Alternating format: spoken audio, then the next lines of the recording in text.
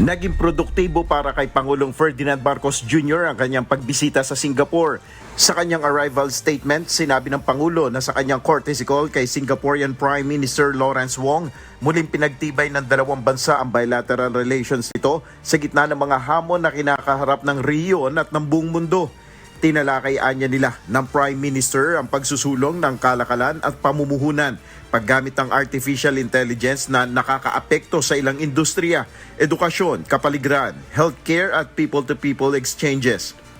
Ayon pa sa Pangulo, nakipagpulong siya sa mga nangungunang mga kumpanya at mga mamumuhunan ng Singapore kung saan ayon kay PBBM, nagpahayag sila ng kumpiyansa sa Pilipinas. These business engagements, covering digital technology, telecommunications, data infrastructure, AI, and healthcare, reaffirm Singaporean investors' strong confidence in the Philippine economy and the support that they will give to our country's vision of becoming a competitive, innovation-driven, and future-ready investment destination.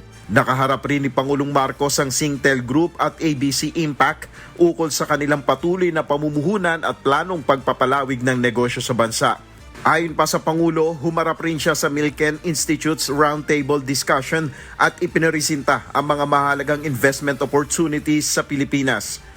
I showcased our modernized finance and investment infrastructure programs, including the Luzon Economic Corridor, alongside the new Public-Private Partnership Code and Green Lanes for Strategic Investments, which are measured explicitly designed to fast-track proposals and approvals to eliminate regulatory bottlenecks. Sa huli ayon kay Pangulong Marcos, ang kanyang pagbisita ay nagpapakita ng matatag na relasyon ng Pilipinas at Singapore at pagpapakita ng parehong pangako ng dalawang bansa para sa ASEAN centrality.